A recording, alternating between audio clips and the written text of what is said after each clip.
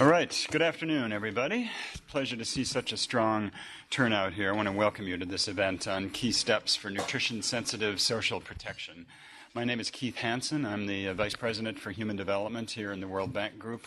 For those of you who are not from the bank, that encompasses health, education, social protection, and jobs. And we have recently made a major new commitment to investing in the early years, which to us is a cross-cutting, multi-sectoral engagement to promote much stronger development of people in the earliest years, and of which, of course, nutrition is a cornerstone. So we are matching this with both analytic support and resources and trying to stay abreast of the most cutting-edge information, and that is one of the motivations for today's event. So I'm very pleased to welcome an ex-colleague and wonderful friend of ours, Dr. Harold Alderman. My talking points say he's a respected economist and researcher, which I think is a bit of an understatement. Harold is a living legend and an icon in this community, and it's always a pleasure to have him here. And a luxury because he is very highly sought after and has done some of the path-breaking work on this for a long time. And we have about 85 people here in the room and 40 online. So it's actually a flip of the usual situation where everybody hides at their desks and watches on the screen. We did a town hall here just before the holidays, and because people in here knew that people were watching online, even in here, they typed their questions into the computer instead of speaking into the microphone. So let's avoid that today. I'd much rather have you speaking. The key theme today is how safety nets can contribute to improving nutrition outcomes and what the recent evidence is telling us about what works in programs. And I want to underscore the importance of the synergy here and the complementarity between safety nets and nutrition. We've worked very hard here, always, but especially over the past year or two, to try to bring multiple practices together around this agenda, because achieving the broader goals of the early years requires many sectors' involvement, but even achieving just the specific nutrition goals that we all hold dear also requires greater collaboration than has been realized in most places so far, including here. So I'm very happy that we have the top leadership of both our social protection and our health families here today to demonstrate that kind of collaboration.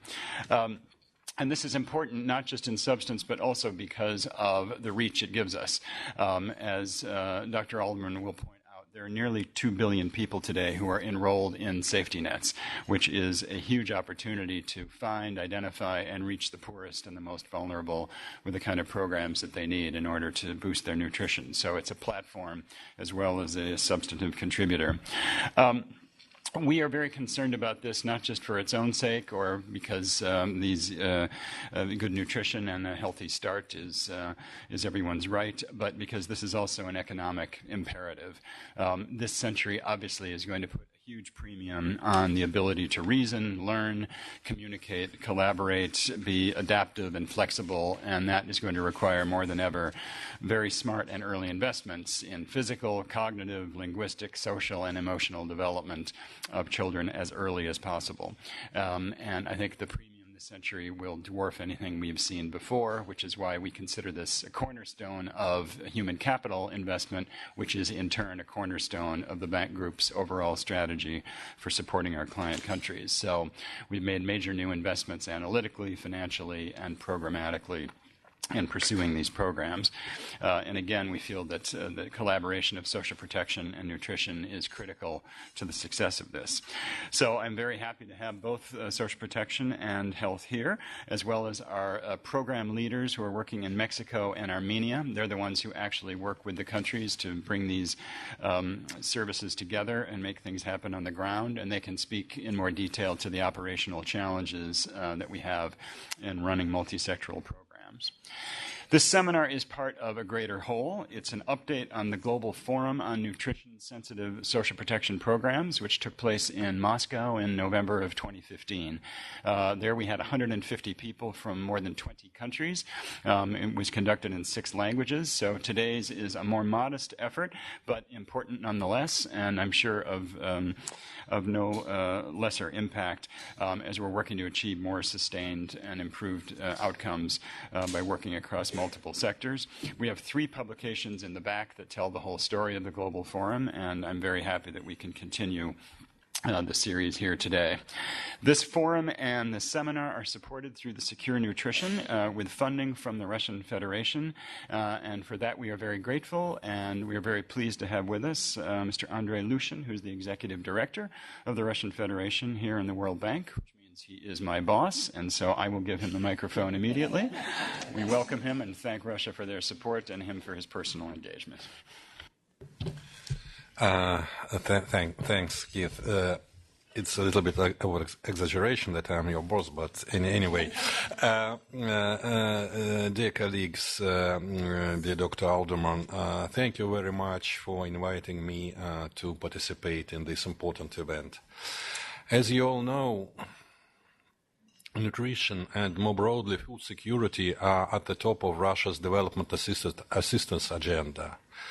Right as the 2008 global financial crisis unfolded, we started focusing on managing its impact on the most vulnerable groups of population, as well as on creation of sustainable food security and nutrition systems.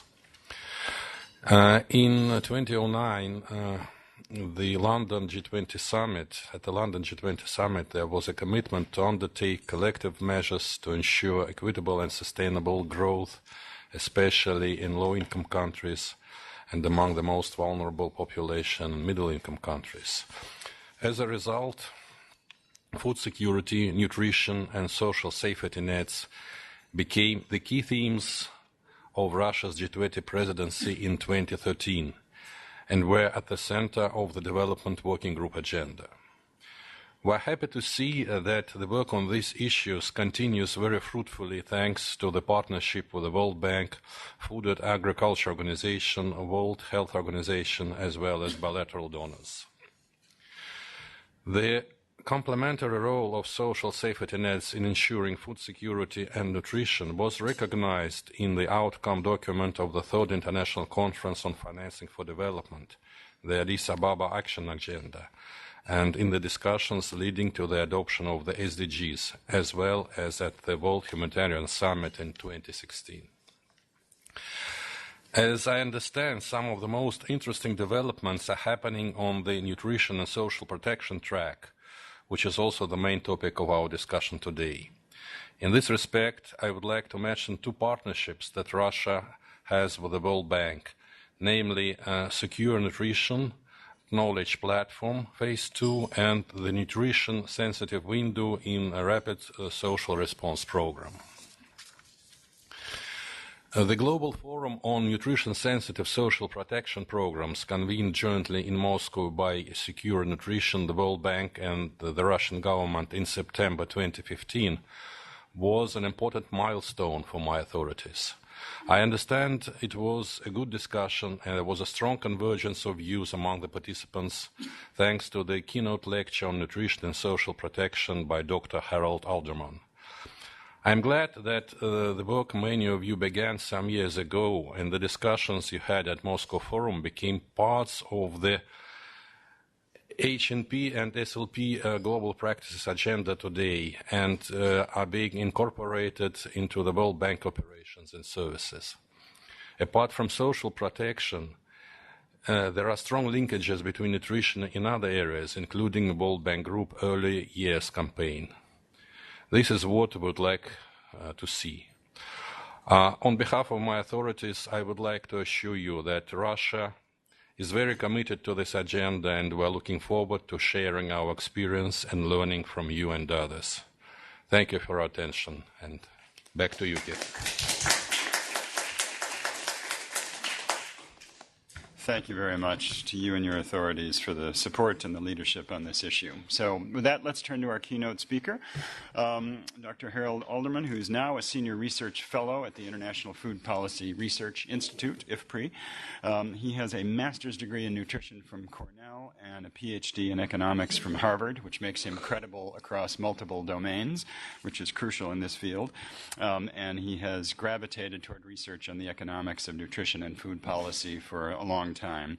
He spent 10 years at IFPRI prior to joining the World Bank in 1991, and then he rejoined IFPRI in 2012. So he was with us here for a long time, was very influential, and really laid the intellectual groundwork for what has become a much larger enterprise here. And while he was here, he divided his time between our development research group, which is our research arm that does all the heavy upstream thinking, and the Africa region, where he actually advised on social protection policy and programs. So Harold is a triple threat with intellect and advocacy and operational experience, and we are delighted to have him back and look forward to his talk. Harold, thank you so much for coming. Thank you. It's very gratifying to come back and see how visible nutrition is across sectors in the bank. And all the years I was at the bank, I can't think of any time when it was more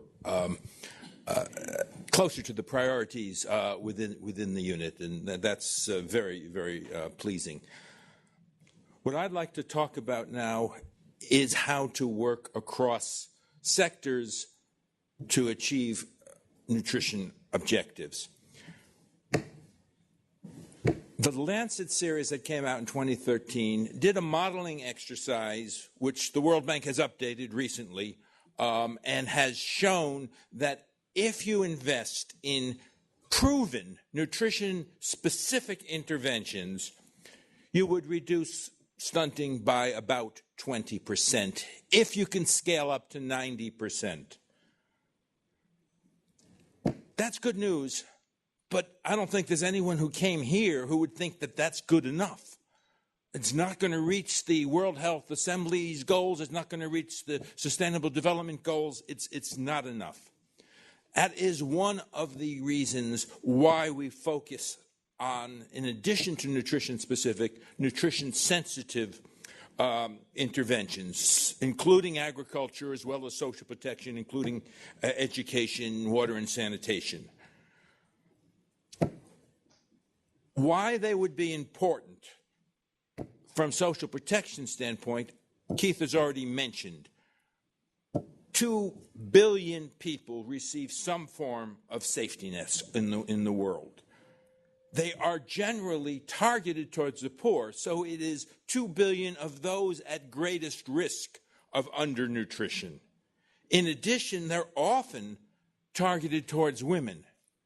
So the interventions that are done in social protection to reach its poverty reduction goals are also a potential platform for improving nutrition. This just is an example of the scale of social protection, how much it has increased. Countries who a decade ago said, well, transfer programs, they're really something that the rich do. Well-income countries to compensate the poor for being left off, now recognize social protection as part of the development process, as an intervention to increase the rate of growth. This is happening globally, and this illustrates the scale, which, by the way, social protection then dwarfs the health sector in most countries. So the mechanisms, I think, should be pretty apparent that social protection will, if well targeted, increase the resources that the poor have to make their own decisions on purchasing necessities. In addition, they often either directly or indirectly reduce the price of food, again furthering nutrition objectives, or they change the incentives to participate in the healthcare system, again making the access to nutrition better. They are often designed to increase women's empowerment, and they are perhaps a vehicle for some nutrition-specific interventions around, including behavior change, a point that I will want to discuss a little more. This is just indicative of the pathways. We have a set of instruments that will affect income, prices, and often behavior, and through that will probably affect the three pillars that are regularly presented as the direct determinants of nutrition. Those are food access, healthcare utilization, health and sanitation really, and child care. They will be affected both by the behavior change as well as the income. Now, there's plenty of evidence that a food transfer, an income transfer, will increase food consumption. Matter of fact, I'm surprised to see, I'm regularly asked to review papers and somebody says, look, we did a transfer program and people bought more food. That's like saying, look, it rained and the grass got wet. We know they'll buy more food. But what's more interesting is they'll buy more food from a transfer program than they do out of other sources of income. People do compartmentalize. People tend to be nudged towards food, consumption, nutrition, and health services, even if there's no conditions. And this has been shown in many programs. I give examples here: Colombia, Ecuador, Mexico, Nicaragua, and the United States. Been shown in the United States food stamp program as well. So already the transfer program does more for nutrition than you might have thought from income alone. The question is, of course, we always want to know how we can ratchet up from this small change. And that, unfortunately, is not as direct as you'd think. Looking at both the experience globally on conditional cash transfers and unconditional cash transfers, it shows, although they lead almost always to food increases and utilization of health care, the analysis show that measures of nutritional status, anthropometry or anemia, do not move anywhere near as much as you expected. This has been shown, meta-analysis looking at the average over 17 programs. This was done a couple of years ago. That's important to mention because most of the programs available at the time were Latin America, where the levels of malnutrition are less than our target countries for nutrition. But it showed a very, very small increase on average. Now, we'll drill down a little bit more to the more positive results. But you'd think that part of it is because income transfers do not allow you. Safety net program might increase the household's resources by 15, 20%, some of the larger ones, some of them are smaller. That doesn't allow a household to purchase a better sanitation system, not on a 20% increase of a poverty level income. It doesn't allow them to buy a better health system to which they can participate. So the increase of cash, I can understand why the food increase is much more dramatic, much more measurable than the anthropometric results which we are looking for.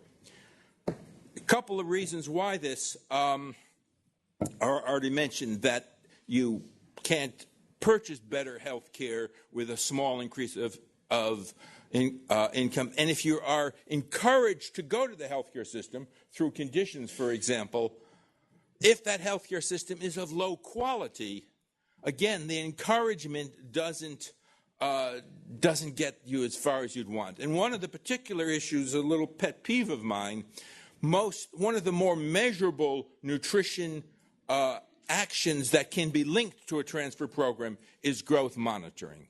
Growth monitoring, you can count the number of children, you can send the data up to the next level in the government and so forth.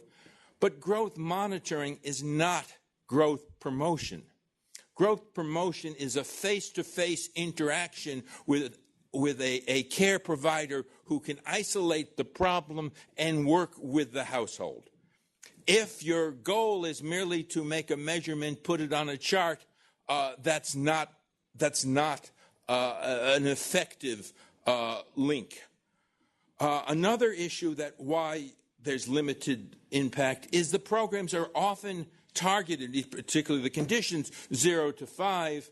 We have been focusing for years on a younger group, prenatal, of which there actually are some very good linkages now between social protection and prenatal services. But then 0 to 2 is the focus. And you think about it, if you put conditions to encourage conditions, change incentives for children who are 2 to 5, we don't have the same set of tools.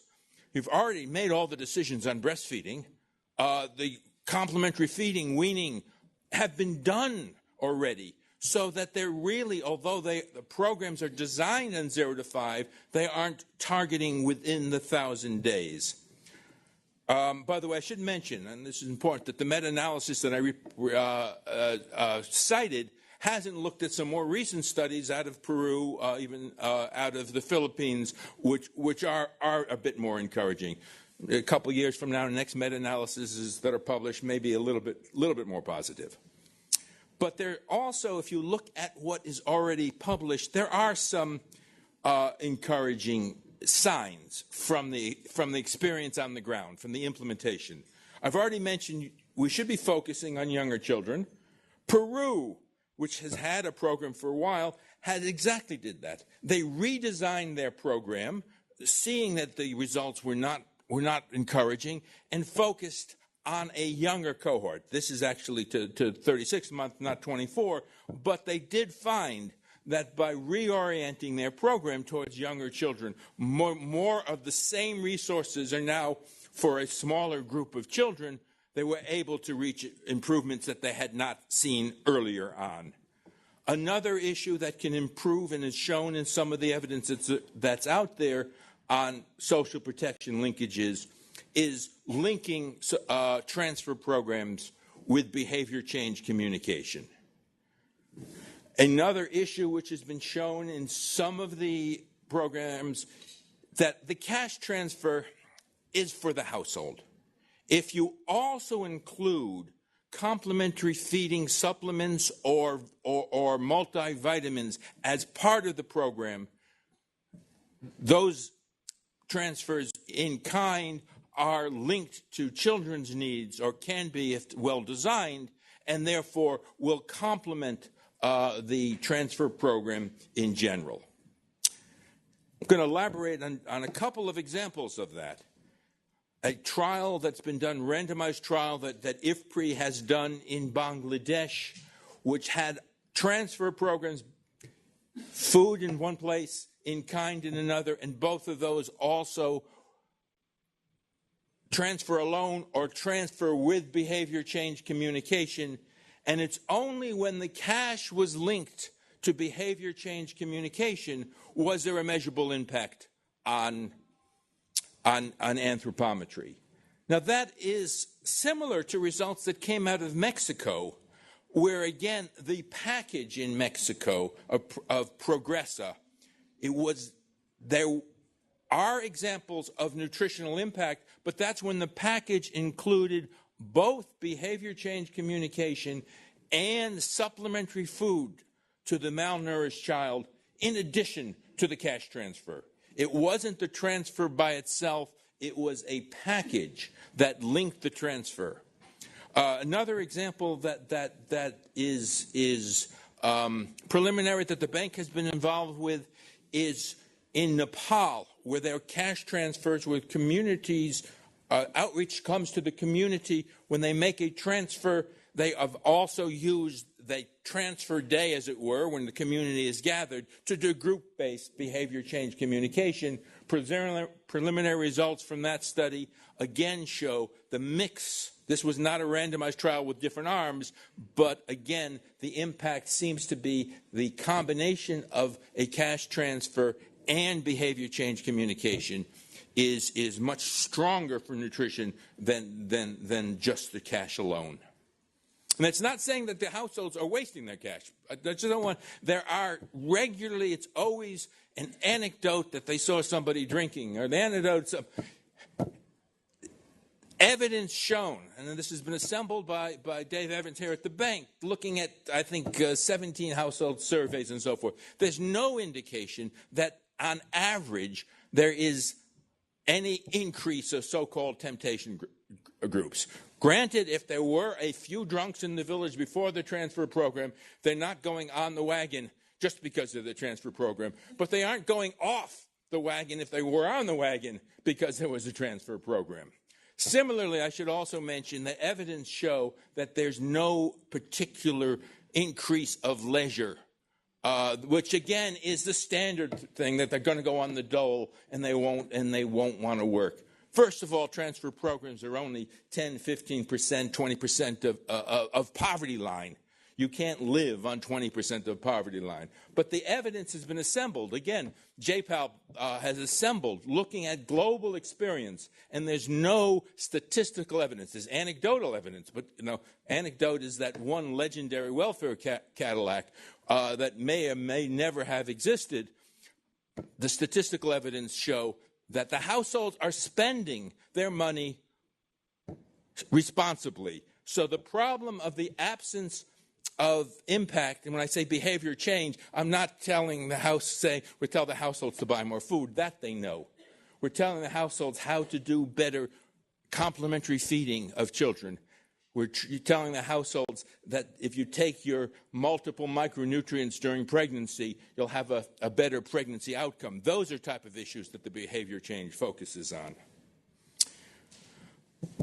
Another gap that I see is on micronutrient fortification. Although safety net programs are going towards cash globally, millions, hundreds of millions of people are receiving in-kind transfers. If you look at Egypt and India alone, never mind you have programs like Indonesia and Bangladesh have both cash and in-kind running simultaneously for different objectives. It always surprises me how few of these programs regularly put micronutrients fortification in the program. You're providing the food in kind already, whether it's extramarginal or inframarginal, it still is going to be a vehicle for particularly iron, but folic acid in some places as well, sometimes even vitamin A, and this can be done relatively cheaply. It's been shown to be cost effective. This has been regularly shown. And you have places, India had 10 different programs at different states since the turn of the century. Only one of them is still running. Egypt, when the World Food Program was paying for it, put in iron in its bread program. And when the World Food Program stopped, I don't know how the negotiations right now, but they stopped at least for a period, Egypt stopped putting that in. And it's a drop in the bucket of the cost of the entire program. So, and this has been shown, by the way, Gujarat put in fortification in its flour, in its noonday meals, and in its the take-home rations for the integrated child development services. When that was done, inadequate iron intake, this was not a study that looked at anemia per se, inadequate iron intake almost disappeared. But that program also disappeared. Another issue to discuss later.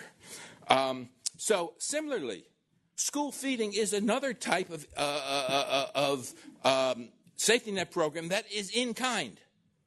And in kind, it can be a major vehicle for fortification. The scale of it is huge, and it's not just in low-income settings. Looking at it globally, 375 million children participate in these type of program. And the vehicle for nutrition, it's a little awkward. For fortification, it's very clear. Fortification is needed at any age, particularly can reach adolescent girls, a hard-to-reach group where the nutritional needs are obvious. But school feeding can also address, in principle, the growing problem of obesity, which is a global problem. It's not just a problem of affluence. it's a global problem, low-income, middle-income countries as well. But school feeding programs aren't in the 1,000 days. They tend not to then address undernutrition, but they can address micronutrient deficiencies and obesity, and perhaps even be a vehicle for better nutrition education. I see school programs which do nutrition education around obesity. I do not know of many programs that have a curriculum that train the future caregivers of infants on the role that they will be taking a few years in the future. It's a gap that I don't understand. But just in general, there's a question we can fairly ask. Are incline programs obsolete now that we can do cash in so many places? And it's been proven.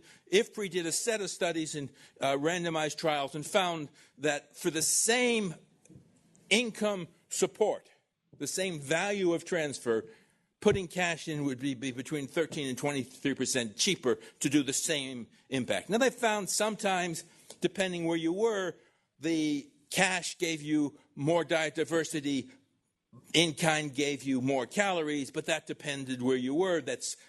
Those are small differences. The 20% difference of costs, now that makes a big difference for a program that's scaled up.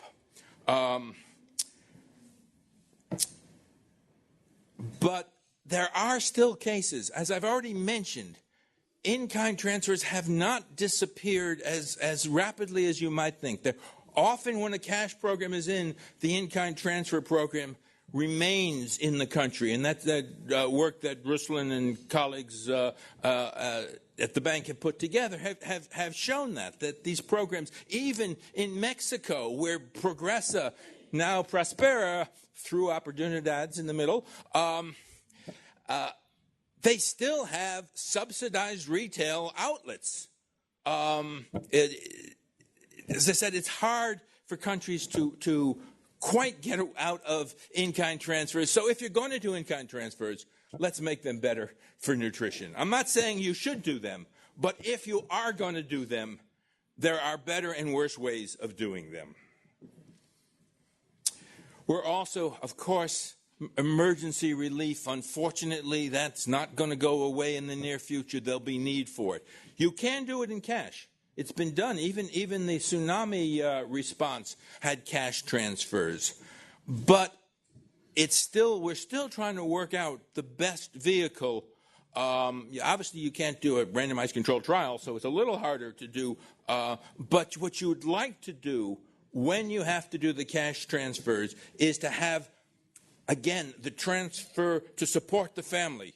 Now, often markets are not functioning, so they consider that as well. You have to support the family, but then include specific elements for the child. Micronutrient fortification in general, iodized salt in general, but lipid-based supplements for the children. Smaller, not the same type of program you need for rehabilitation, but this is something still being explored.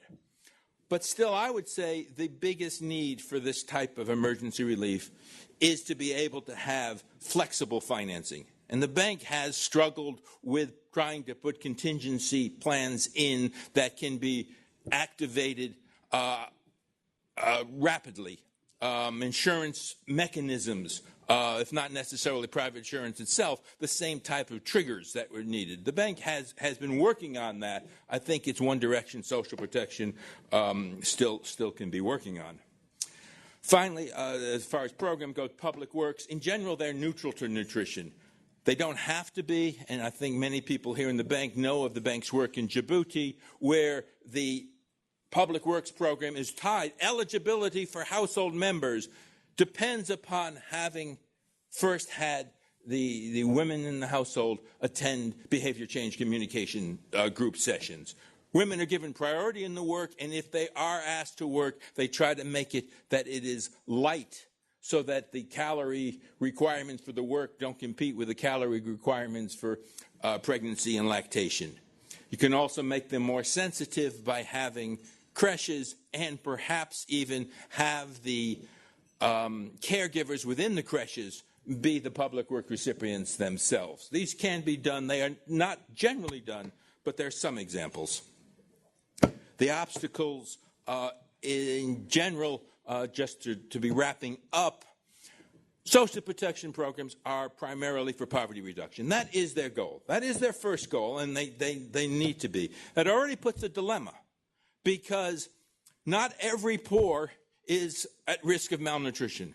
In many programs, even very low-income countries in Africa are trying to put in social pensions for elderly because their incomes have gone down.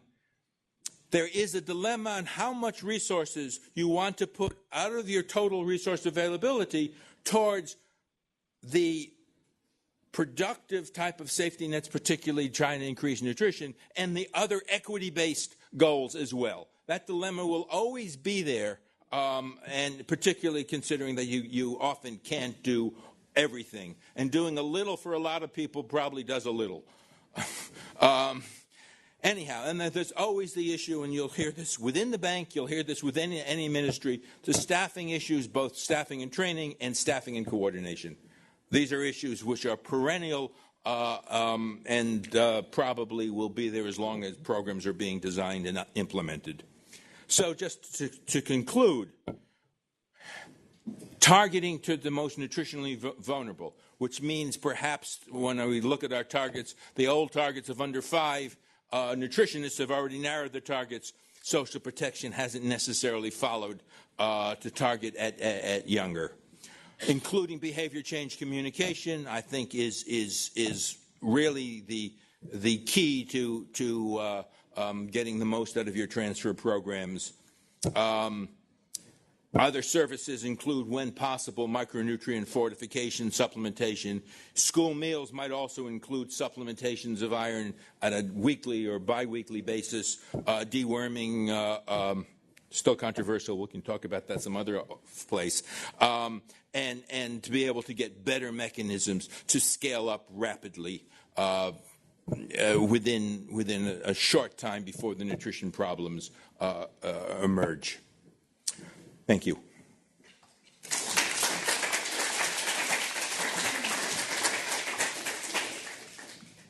All right, terrific. Thank you so much, Harold. And by the way, the paper on temptation goods, not only does it show net no increase in temptation goods, but several of them actually demonstrated a significant decrease in use of temptation goods. So CCTs remain the sort of gold standard of programs that have all kinds of good externalities. So with that, let's hear a couple of program snapshots from our colleagues working on 2 far-flung countries. I think, who wants to go first? Maddalena? So first we have Maddalena Honorati, who is a senior economist with the Social Protection and Jobs Global Practice. She currently works on programs in Panama, Ghana, and Armenia, among others, which, among other things, demonstrates that the global practices are, in fact, truly global. So, Maddalena. Thank you. So let me first of all introduce our government counterparts connected in the World Bank Yerevan office. Mr. Ashik Minasyan, head of the Social Assistance Department in the Ministry of Labor and Social Affairs, and Ms. Karine Saribekayan, head of the Maternal and Child Healthcare Department in the Ministry of Health. So let me briefly say that in Armenia we have the Family Benefit Program as a main social safety net flagship, reaching as of today 107,000 beneficiary households. This is targeted to the poor and socially vulnerable household, with already in the targeting formula a particular focus to families with children 0 to 5 and pregnant women. I'd like to highlight today 3 aspects that I hope are useful to other countries and other TTLs in the bank. So first is the use of the social case management as a platform to improve nutrition outcomes.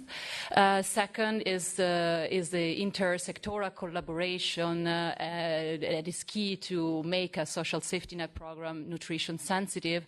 And third is the local context and the importance of country diagnostic work to identify the key causes at the basis of the malnutrition. So in terms of the social case management, the innovative aspect here in Armenia is to leverage the existing human infrastructure to deliver nutrition-related activities. That goes beyond the traditional role of the social case worker in assessing the socioeconomic vulnerabilities of the household and in supporting the application and recertification process. So here the bank, thanks to the multi-donor RSR Trust Fund and the government of Russia, is supporting the government to design and develop a training package to train social workers to act as connectors between the family and medical institution by raising awareness and knowledge about nutrition practices and good good feeding behaviors. So this is thanks also to their individualized relationship with the household and through their home visit, actually. So that make them in a best frontline position to interact directly with the household, but also have a direct observation of the condition and early detect cases of malnutrition. What does it take to deliver, to implement this innovation? So again, in our experience, the intersectoral collaboration with the Ministry of Health is fundamentally key. And this translates in particular in our work and activity into closely working together in the design of the training package that is meant to train not only social workers but also health professionals together in the same room with the objective to also increase the mutual awareness of their respective roles and responsibilities. A working group has been established with representatives from both ministries that are here with us today, as well as the development partners that are active in Armenia in the nutrition arena, including UNICEF, USAID, and WFP. Finally, the last point I want to make is the importance of diagnostic studies, and in that respect, as Harold mentioned, malnutrition is a multidimensional concept, and so it is important to understand the more country-specific causes that are behind the issue. And so for that, again, thanks to the RSR Trust Fund, the bank could support the collection of new data to measure malnutrition, the different dimensions of malnutrition in the country, and better understand the drivers. So the findings from the data and also the evidence from our nationally representative household surveys, including the DHS, inform us on the decision to then focus on these specific activities, because it was identified that actually stunting improved in the country in the past 5 years. It halved, so since 2010, but rather overweight and anemia are the key concern and issues in Armenia as of today. Second, high malnutrition rates are strongly associated with participation in the family benefit program, which confirms the role of the safety net as an ideal vehicle to reach out to the most nutritionally vulnerable population. And third, the evidence shows that in Armenia there is not much a problem of access to health services, but rather behavioral issues and weak feeding practices. Because of this evidence, because of this country-specific evidence, we could disentangle the the most important and critical causes at the root of the problem, and then design and then decided to focus on training the social worker as a way to address the problem, which is more related to behavioral aspects, and hence again the role of the social worker to inform, to influence behavioral changes in beneficiary households, and this is of course is part of a broader effort to address the problem, but it's one of the activity that the bank, together with the government, decided to focus on. Thank you. Great, thank you very much. Very interesting work. And now let's turn to Francesca Lamanna, also a senior economist with the Social Protection Group, who has also worked broadly and globally on these issues, currently on Mexico, but previously in West Africa, in southern Eastern Europe, and the Balkans, among other places. So, Francesca. Thank you very much. Before starting, I really would like to thank the organizer. It's always such a pleasure to have the opportunity to speak at this event and to learn from all the different experiences. And for sure to thank our donors, particularly Russia here represented, because for the work also in Mexico, it's been fundamental to also receive your resources. And thanks for supporting this important agenda. Talking about I think I would define it as one of the program, as a very important program that is for sure nutrition sensitive, is the conditional cash transfer program called now Prospera, before Progresa Oportunidades. I think it's important to have a bit of the genesis and the main feature of this program. It started as a program designed by the Ministry of Finance. So from the beginning, it was thought as a program that could be multi-sectoral, in which health and education would play a crucial role.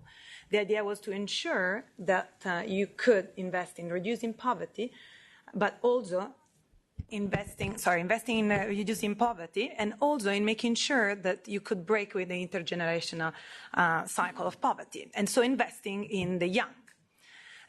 In terms of the collaboration, as I said, is multi-sectoral. You have a number of ministries that participate, and for the part of nutrition, what is very important, like families, can receive the benefits as long as they comply with their co-responsibilities, which means that they have to go to regular checkups. This is for children, but not only, it's also for the rest of the family.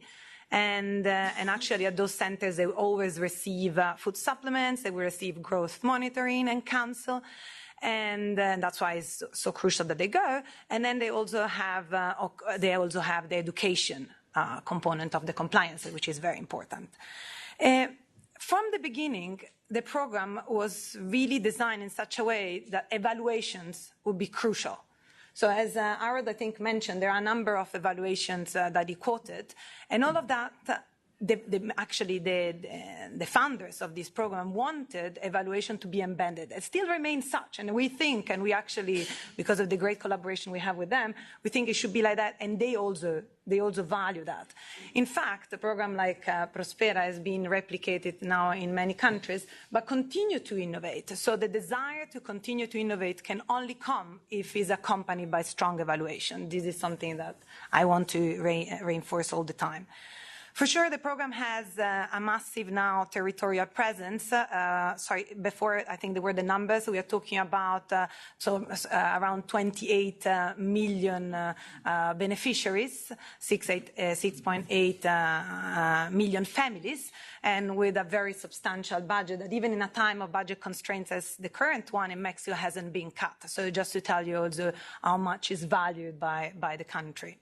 Sure, this doesn't come without challenges. I mean, the multi-sectoral collaboration is always, we all know is challenging, but there is the desire, and I think there have been also established a clear mechanism and incentives. For instance, the Ministry of Health receives earmarked basically allocation in order to provide services for these families, which has been also very very crucial to the success.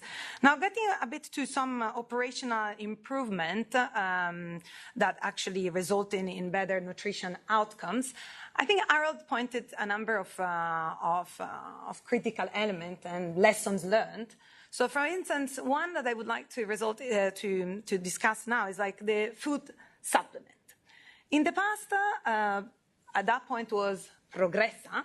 They had a food supplement, but then when they did an evaluation, they realized three things. First, that in the type of supplement that was provided was maybe more a food complement, and the caloric intakes was probably too high.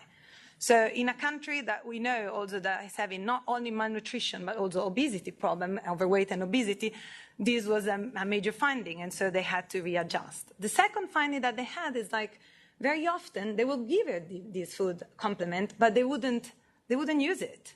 They wouldn't find it useful, and so they would just, only 20% of the families would use it. And the third part that I think is also important to mention is that for them, they had to rebrand all of that. And so as of that, they did another, and they tried, they did a pilot, and they used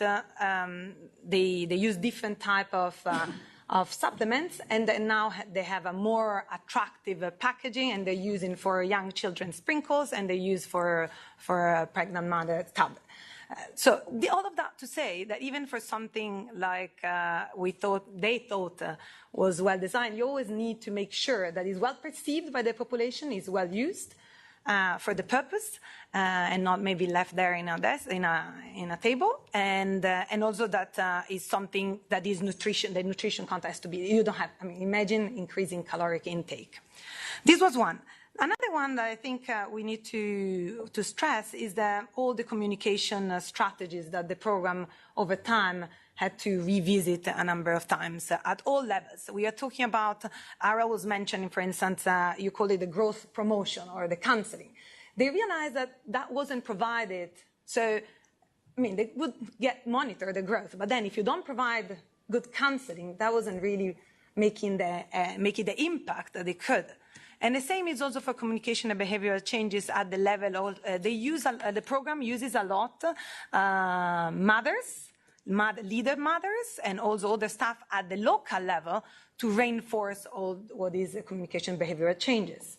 And so in that sense, they realized that could have been more effective, and they've been revisiting all the material they had. And another aspect that I think is, it might be trivial, but not always is like that. Mexico is a country that has different areas. Some areas are indigenous, and in those indigenous area, people might also not speak Spanish, or if they speak it, they speak it poorly. And also thinking that your operation needs to fit also the language barrier is big, not only the communication, but the language itself.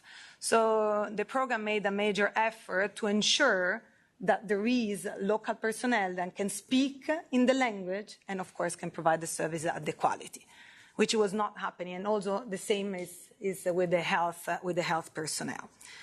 I think these were probably, of course, together with that, the effort at the country level is to provide a basic health package.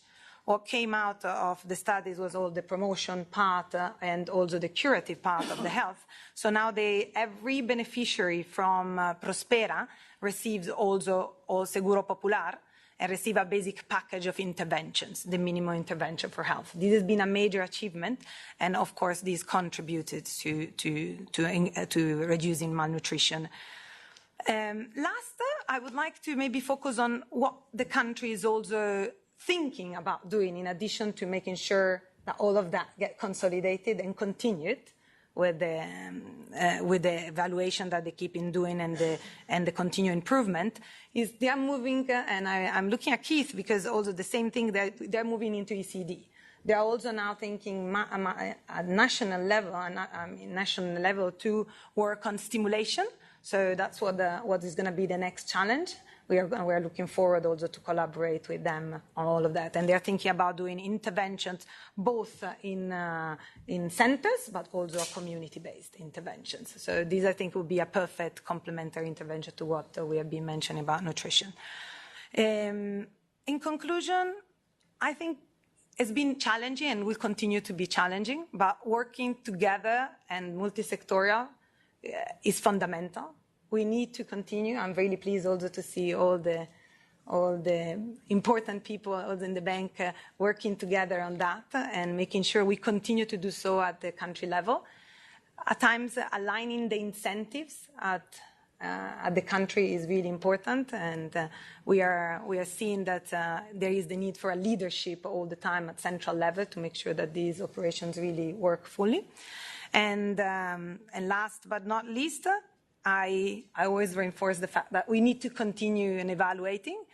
And as our coordinator for the program always says in Mexico, Paula always says, la mejora continua. You have to continue to improve, and that can only be done if you have the courage to innovate and continue to evaluate and not be afraid to say also that was a mistake. And I think this was also a good case in Mexico, that they were courageous enough also to admit when they were making mistakes and changes, important changes, rapidly. Very good. Thank you both for the wonderful presentations, and more important, for the work you're doing to support our clients in delivering this. So with that, let me turn to the directors of the two practices who are involved in this conversation for brief comments, and then if you'll forgive me, I will have to leave right after their comments, but there will be a Q&A session, and this can continue. So first, since this involves safety nets, let me turn to Michal Rutkowski, our Senior Director for Social Protection and Jobs. Thank you. Thank you very much, Keith. Andrei, thank you very much for being invited here. I'd like to reflect on what I learned from my own adventures with nutrition, and I discovered in that process that basically the story of nutrition has two aspects. One is the story of a need for multiple and lasting love affairs. And the second is a story of a need for pausing and reflecting after two steps ahead. And let me illustrate that very briefly. So I remember first time when I really delved into nutrition issues was when I worked with Julie McLaughlin, present here in South Asia. And then Julie was the one who was telling me, Michal, we need to do something to make sure that when people said food security, they always say food and nutrition security. That there is what I would call now lasting affair between food security and nutrition. I think we achieved quite a success. If I look at quotations now, food and nutrition come together much more frequently than 8-9 years ago. I remember the same, Andrei, in Russia when I was working with the Central Asia Food Security Center. We were discussing things. Okay, now we can talk food security. Once we expand to the whole world, not only Central Asia, it will have to be food and nutrition security because nutritional challenges are there. The same applies to the affair between nutrition and social protection, and you already heard a lot about it. On the first glance, this is really an affair made in heaven, because when you look at populations affected, populations that are really malnourished or undernourished, and those in poverty, they largely overlap. So there is a huge potential for success there. And as you heard today, this potential was actually fulfilled. If you hear about 64 countries having conditional cash transfers programs, almost 2 billion people affected by them, you hear great case studies from Mexico, Armenia, and other countries. You look at the numbers. Peru is often quoted story of bringing down the rate of chronic malnutrition to 14%, but Mexico is even lower, 10% from what I see. So these are huge successes there. And then when we post on successes of conditional cash transfers, we discovered something Harold talked about, that even unconditional cash transfers are actually delivering on the promise, because people do think in compartmental way. If they get a transfer and they are told that it is to do this and that, they tend to spend money well. So unconditional and conditional transfers together, they actually delivered very much on its promise. But what happens then? Then the second story comes in, they need to pause and reflect, because there is still so much left. A second generation of challenges comes in for that affair of nutrition and social protection because there are complications. And many of them were already mentioned. One that appeals to my imagination is the fact that undernutrition very often is related to what's happening within the family. If you deliver the transfer, well-targeted cash transfer, conditional or unconditional, to the right family, it's still not good enough to improve nutritional outcomes because within that family there may be a long embedded culture, for instance, of mothers that decide not to eat during pregnancy so that the newborn babies are smaller and easier to be given birth to, which is a very strong within family culture which cannot be overcome by cash transfers themselves. And there are many, many examples like that, but it shows this need to pause and reflect. And in the spirit of this pausing and reflection, I wanted to say two things. I think we are by now very much committed to, in the social protection and jobs global practice, to continue our affairs with existing other practices and many more. I didn't even mention water and sanitation, but also to focus on issues like targeting not only to the most poor and vulnerable, but also to those who are the most nutritional vulnerable, like bundling actually cash transfers delivery with communications about behavior change, about the need for behavior change. Like in cases when we support public delivery systems, like linking this support to making sure that public delivery systems do use food fortification with respect to micronutrients. Support school feeding, see it as an in-kind transfer, as Harold put it. So in general, this is a story that this is a second generation of challenges. I think we, at least in part, paused and reflected that we need to go now in bundles and build more partnerships and know how that delivery of cash transfers, however successful it was, it is not good enough to eradicate the problem of malnutrition. And I think even though we've built those many, as I said, lasting affairs, perhaps we even need to look around the corner, have the courage Francesca was talking about, and frankly look for even more partners to have even more affairs, be more promiscuous, because nutrition is as cross-sectoral as one can get. There are so many cross-sectoral topics, but this one transcends the boundaries more than almost any other I've seen. Thank you very much. Thank you, Michal, and please join us next week for the seminar on safe sex. Now let's turn to our Director for Health, Nutrition, and Population, Dr. Soji Adeyi. Thanks, Keith. Thanks, Harold, for a great presentation, and thank you, Mr. Lushin. Again, Ocem Priyatna. I think that Michal has given us enough to ponder in terms of promiscuity and affairs and things like that. So, since that quota has been fulfilled for I said lasting affairs. Since that quota has been fulfilled for the afternoon, I will not speak further about it. Seriously, well, we've heard about the challenges, some of the promising approaches, and I think we are getting traction. The direction is encouraging, but we cannot be complacent about where we are, and I think the learning is also very, very important. I want to thank Michal for really flagging, flagging that. Now, a few notes from the HMP perspective as we strive to do better together with our colleagues in SP. Two major challenges. One is, the limitations of behavior change communications as we traditionally used to know it. Leslie and I were reflecting on this yesterday in the run-up to this. And I think one of the things to be flagged explicitly is its usefulness, but at the same time, a little bit of humility in recognizing that it is not sufficient, hence the pairing up with social protection. I will even go further than that and say there's another dimension that we probably could explore even further, and this is the use of the market via the private sector. And we're giving some thought to this now in East Asia and the Pacific, because where you have fortified foods on the one hand, and if they come to the market and they're significantly more expensive than the non-fortified default, then it's eminently reasonable for the households to buy the non-fortified options.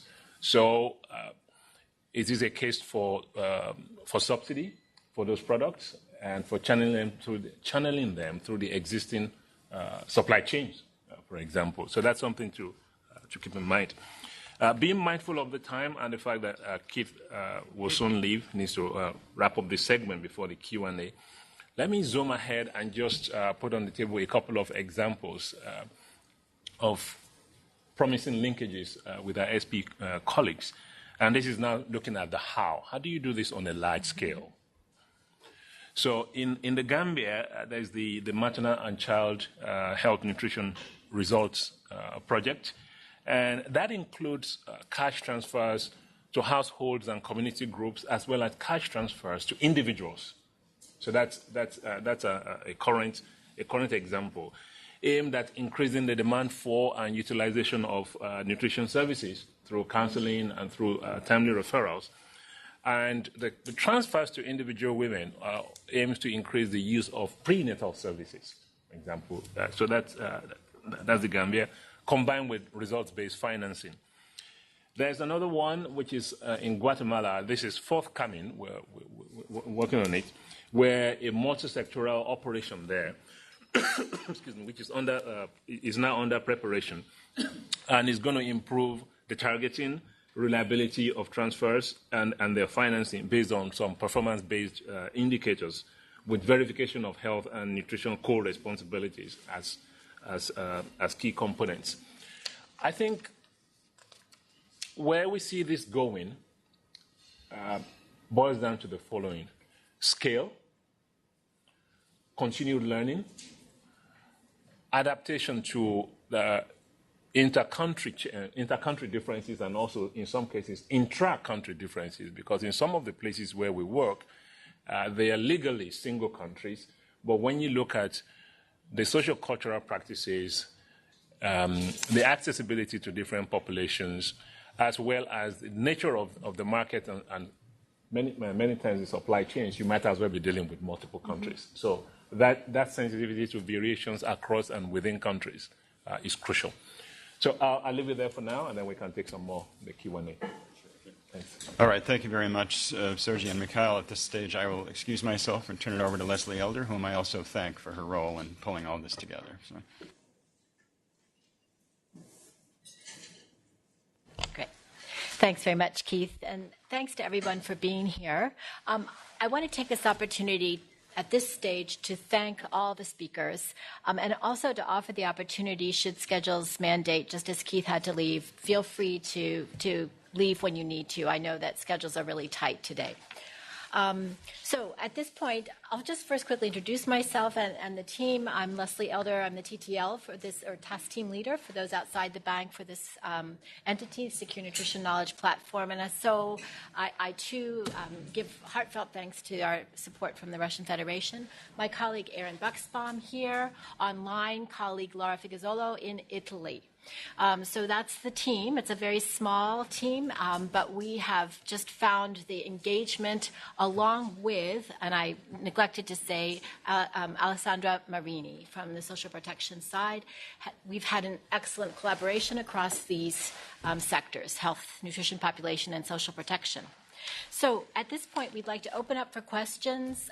We really want this to be an opportunity for learning and exchange, both with colleagues from inside the bank as well as from our many guests from outside as well. So if you do have questions and you're not by a mic, please step up. There are standing microphones, and we'll take online questions as well. Aaron is watching for those. So please, we're open for the questions. Jakub. Hello, everybody. Jakub Kakietek, Health Economist, Health, Nutrition, Population, Global Practice. Harold and colleagues from MEMAC, thank you very much for an excellent summary of the evidence regarding the effectiveness of social protection programs, nutrition-sensitive social protection programs. I think we are better understanding effectiveness of programs. What I'm curious about is cost effectiveness. One of the programs you mentioned, Harold, the TMS in Bangladesh, which was tremendously effective in reducing stunting prevalence. I think prevalence in the trial dropped by 7 percentage points. This is about a quarter of the overall prevalence. Was also very, very costly. Just adding this very intensive behavior change communication component costed about $50 per child per year, which is 5 times more than it costs to provide the basic package of maternal health services.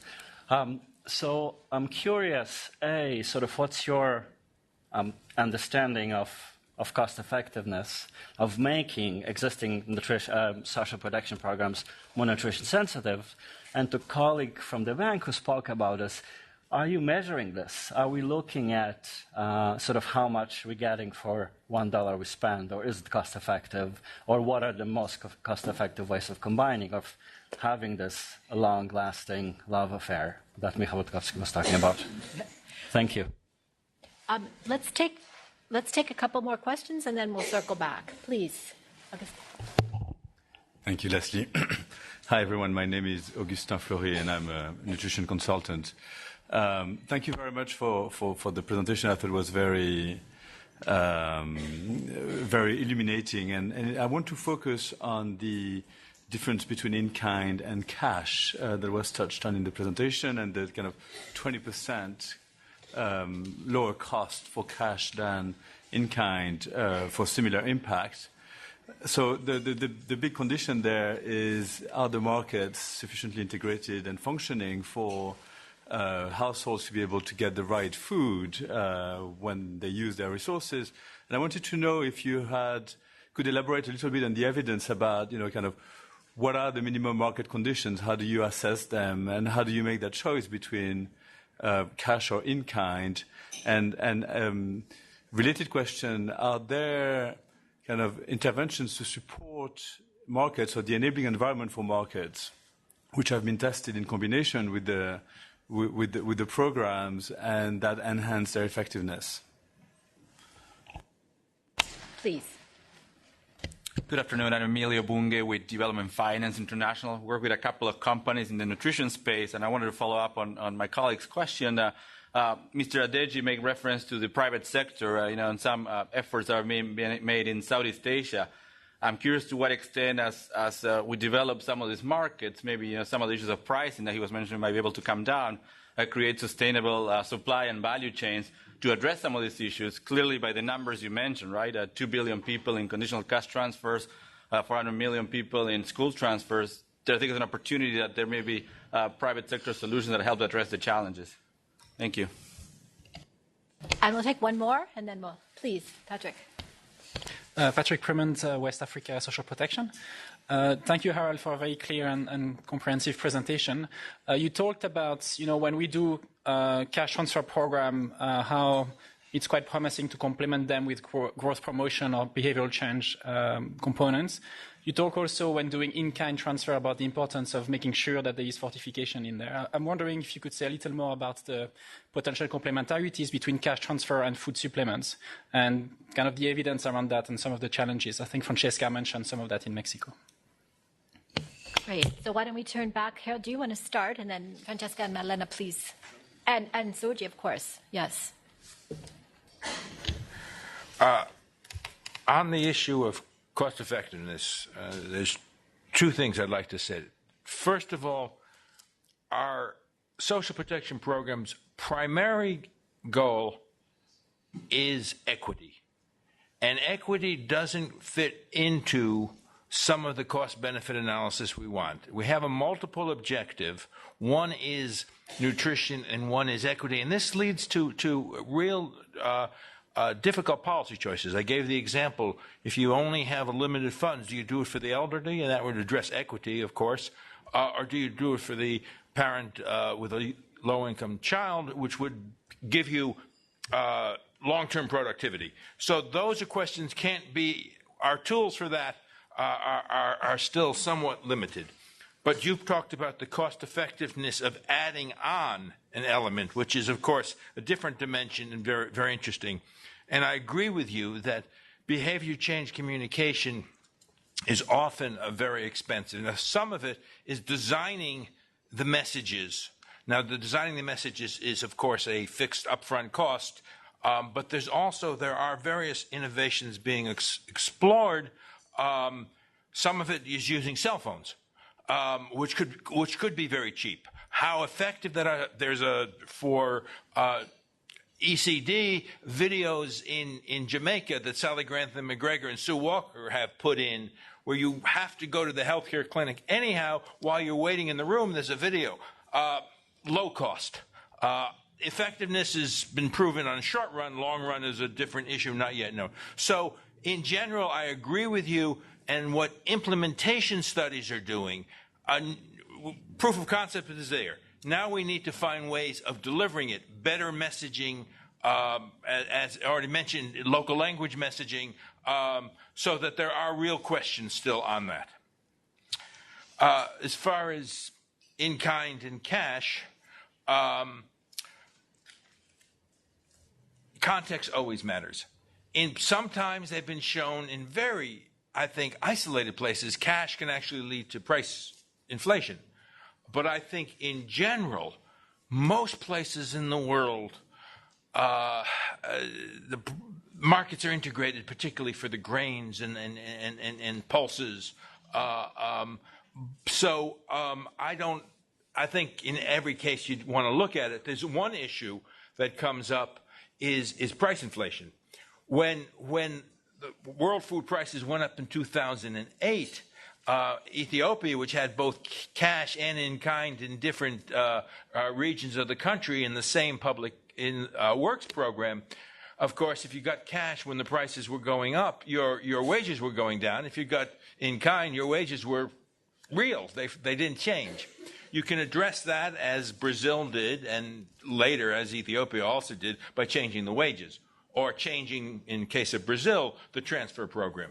But in-kind is more flexible on that. It's built in. Of course, if you change the transfer program when prices go up, what do you do when they go down? It's a lot harder politically. But in any case, and I think the one conclusion I would draw from the set of studies comparing cash and in-kind, on the outcomes, context matter a lot. The one place it doesn't, even there, cost of delivering depends a lot on how good the banking system is and how good the cell phone system is and the IT in general. So I'd say markets tend to be integrated, particularly, as I said, for staples. But there are other issues such as IT and so forth you'd still want to look at. The third issue raised goes to Soji, and the fourth from Patrick. There's not a lot of data that I'm familiar with on pairing up. There are a lot of data on when supplements and fortification too are effective. There's not a lot of data on pairing them up with cash transfers. People are exploring that, both, as I mentioned, lipid supplements in the case of emergencies, but in the case, Mexico is a very good example. There's some explorations of that, but in general, that, of course, makes the logistics harder. I am not familiar with many examples. Those examples that I have looked at are promising, but there's not anywhere near as many examples as there are of just the impact of cash alone. Yeah, the response to the third. Sorry? Oops, sorry, I got it. Okay. The response to the third question is very brief. The idea is, let's take the example of fortified staple food. So if you're in a context where high prices constitute a barrier to access, one of the areas to consider is the option of a public and private partnership, if I may use that hackneyed phrase, where government actually does subsidize the fortified foods and combine that with marketing, but you use the existing supply chains and you use the existing outlets that were selling the non-fortified staple foods as a way of eventually crowding out the non-fortified staple foods. That's the idea, but it's not something that's going to be a panacea everywhere, and is one of the things that can be considered alongside other approaches, such as we've been discussing this afternoon. So I want to put that in context. Yeah? Okay. I'll go first on the easiest. Patrick, I think, there were a couple of studies that were very interesting. Happy to share that. And I think also there was food supplement, but for sure the communication and making sure that they would know how to use it was even more fundamental. Because I was saying, like, also the fact that they would share it among the entire family, they wouldn't really fully understand what it was. Also the packaging, they had to change it a number of times. So it's an evolving thing. And I'm also happy in case to share, in addition to the studies, also the direct operational experience. I think the famous question, cash versus food, Harold gave a good. I think it's a big debate, and also maybe Ruslan want to chip in. I also have my personal intake on that. It's like when we're talking about, of course, if you do distribution of food, you can do fortify food. Like I'm thinking about the milk in the case of Mexico, because they also distribute food. It's like at least you make sure it's fortified. You have a number of advantages, but you also have all the disadvantages you need to consider in sense of also in terms of the local economy, in terms of the type of food that the population might not really be excited to receive that type of food. And this has been one of the examples with other programs in Mexico, as people basically were receiving, but they were not utilizing it. So, but I think it's a bigger debate, and there are pros and cons. But I've seen it from the study I've seen, it is rare actually that the market is not there. So in most cases, there is no justification, no direct justification, but it becomes also very political. So let's not forget about that part. And cost effectiveness. Wow. I think, at the bank we do this analysis, but it's very hard on operations like that is very difficult to say. What we are for sure doing also in terms of making sure that we don't add, whenever there are also pilots, at least in Prospera and the country I work in, we always make sure that they can fit in the local context and local resources that are available. So first is always trying to improve with the existing resources, and we have been using more and more, for instance, on the training. Like a platform of learning by distance. They've been using a lot also mobile phones for passing messages. So trying really to be effective. And one thing that I didn't mention before, but I'm really proud of the government of Mexico is always doing, is also to make sure that you keep standard costs, the operating cost quite low. And actually they're in operating rules, so it's public available to everyone. And in the case of Prospera, we're talking about 4.8% as to be on operating costs. So it really remained, I would consider, a very, very small amount. Okay, so I'd like also to give the floor to Yerevan. I'm just adding something on the cost effectiveness. And yes, indeed, I'm glad you raised it. It's an important consideration. In the case of Armenia, it was considered, and indeed the implementation of behavioral change communication through the social case workers builds on the existing social case management system. So in that sense, it's cost effective in that sense. In terms of effectiveness, the measurement of impacts and of outcomes, then it's something that needs to be there and planned. The government also indeed consider other instruments like the introduction of food voucher at some point, but then they were ruled out because of fiscal sustainability consideration, and then only recently, based on the data and on the evidence, they were ruled out also because access to food and access to health services were not the main problem. So maybe if we can try to pass the floor to Yerevan, if they want to add. Yes, so we would just have a very brief intervention from Armenia. Thank you.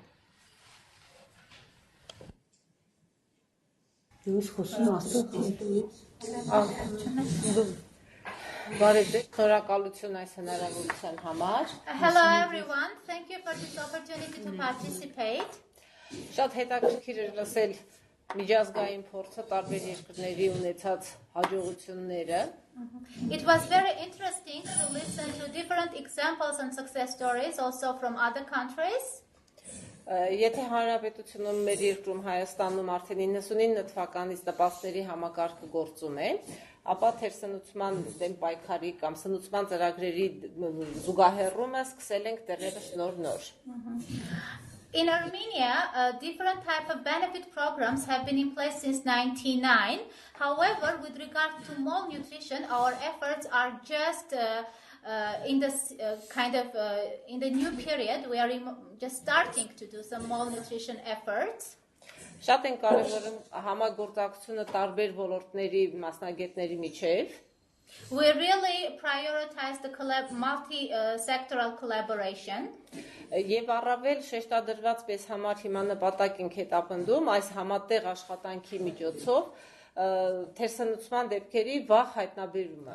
And for us, it is high priority through this collaboration it is our highest priority early identification of malnutrition cases. Եվ միաժամանակ վերապատրաստման այդ ձեռնարկում պիտի ներառենք թե վաղ հայտնաբերման գործիքները եւ թե վարքագծի փոփոխությանը ուղղված որոշակի համիջոցներ, միջոցառումներ, գիտելիքներ, որ ընտանիքները կարողանան ճիշտ ապահովել երեխայի թե սնուցումը, թե նաեւ զարգացման ուղիները. In this new training package that is going to be developed, we plan to include instruments for early identification of malnutrition cases, plus behavioral communication measures in order to make families more prepared and aware of correct and proper nutrition practices. Ես Կարինե Սարբեկյանն եմ. I am Karine Saribekyan. Առողջապահության նախարարության մորեմական վարչապետ եմ. From Ministry of Healthcare, Department of Mother and Child. Եվ մի քիչ առաջ խոսում էր սոցիալ նախարարությունից. Anahit was from social. Astrid is from Social Protection Ministry. Մենք երկուսս էլ մանկաբույժ ենք. And we both of us are pediatricians. Եվ աշխատում ենք տարբեր ոլորտներում. Ես առողջապահությունում, Աստղիկը սոցիալ. Working in two different areas. One in social protection, another in healthcare. Այն որ մենք երեխաների հետ ենք աշխատել, մեր մասնագիտությունը մոտեցնում է մեր նաև արդյունավետ համագործակցության շանսերը.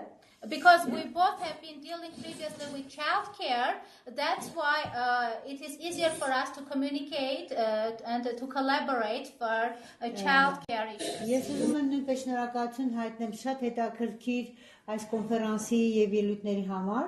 Also, I would like to thank you for this interesting conference and interesting speeches. Եվ մի փոքր ուզում եմ նաև կիսվեմ Հայաստանի փորձը. Երբ մենք փորձում ենք այս թերսնուցման խնդիրը հաղթահարել միայն առողջապահության ուժերով. I want to share with you our experience when we were trying to solve the malnutrition issues alone, only in the frame of healthcare. Ասեմ, որ 2000 թվականից մինչև 15 թվականը գրեթե հաջողված չէինք մինչև 13 թվականը եւ ունենք բարձր թերացի ցուցանիշ ստանդինգի եւ անեմիայի բարձր ցուցանիշ. Actually, we were not very successful. Between 2000 and 2015, we were not successful and we had high rate of stunting. Մենք փորձեցինք սապլիմենտացիայի ծրագիրը. We tried the program of supplementation. Փորձեցինք ֆորտիֆիկացիայի ծրագիր անել. And we also tried the program of fortification. Գրեցինք օրենքը, հասանք ազգային ժողով. We wrote down the law and submitted it to the parliament for adoption. Ցորենի ալյուրի պարտադիր հարստացման մասին. It was the law on mandatory fortification of grain wheat. Flour. Եվ գիտեք, չհաջողվեցինք. But we didn't succeed. It was not passed. Հասարակությունը չընդունեց. There was lack of public acceptance. Եվ մենք մտածում էինք ինչպես վարվել, ինչպես շարունակել. And we were thinking about ways forward.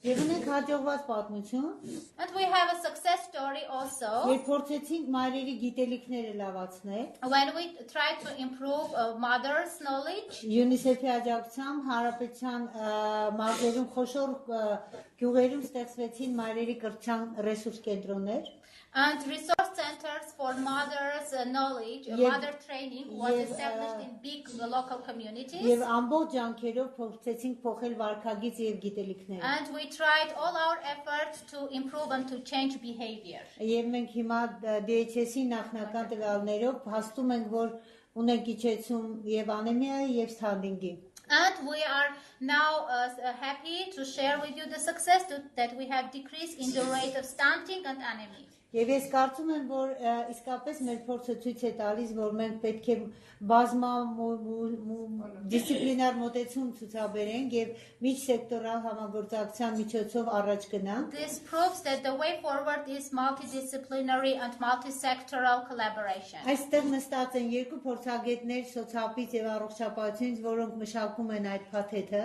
The team here that you see are on one side from Ministry of Social Affairs, from the other side from the Ministry of Health. Եվ իսկապես համայնքային մակարդակում սոցիալական աշխատող եւ բուժաշխատողը կարող են շատ արդյունավետ համագործակցել։ And we believe that at local level both social worker and healthcare worker can collaborate very efficiently. Երեխաների թերսնուցման ռիսկերը բացահայտելու եւ հնարավոր լուծումները գտնելու համար։ To identify child malnutrition risks and to Վստահ եմ, find որ հաջողվելու ենք։ Եվ գուցե հաջորդ կոնֆերանսին զեկուցենք մեր լավ արդյունքների We մասին։ believe that during the next conference we can report more better results. Եվ շնորհակալություն բոլորին։ Thank you. Thanks to Եվ everyone. Մանդալենա, շնորհակալություն Հայաստանը ներկայացնելու համար։ And Maddalena, thank you for presenting Armenia's case. Thank you all. That was fantastic to hear and see the collaboration. What we will do is share the slide summary and recordings. At this point, I think we will close because of the time, but we do encourage you to continue the dialogue either here or afterwards online. Thank you all. We will just remind bank staff if you can scan your ID on the way out, and thanks again in particular to Mr. Lushin and the Russian Federation for support, and to our colleagues here. Thanks again.